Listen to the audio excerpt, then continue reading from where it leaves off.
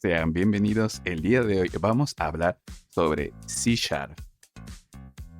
C Sharp es un lenguaje de programación desarrollado en Microsoft, donde Anders Hellsberg, un ingeniero de software danés, lideró el diseño y desarrollo de C Sharp a principios de los años 2000. Anders también fue el creador de Turbo Pascal y uno de los arquitectos claves detrás de Delphi, dos herramientas populares en su época. C Sharp es parte del ecosistema .NET y se usa para desarrollar una amplia variedad de aplicaciones, desde programas de escritorio y aplicaciones web hasta videojuegos y soluciones en la nube. Aunque fue diseñado por Microsoft, es multiplataforma, lo que significa que puede crear aplicaciones para Windows, Mac y Linux.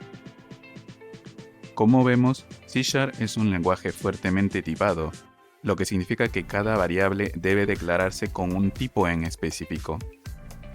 Es orientado a objetos, por lo que permite estructurar el código usando clases, objetos, herencia y polimorfismo. Además, soporta programación asíncrona utilizando async y await, lo que facilita la creación de aplicaciones eficientes y rápidas. Espero que el video les haya sido de ayuda. Muchas gracias por llegar hasta aquí y hasta la próxima.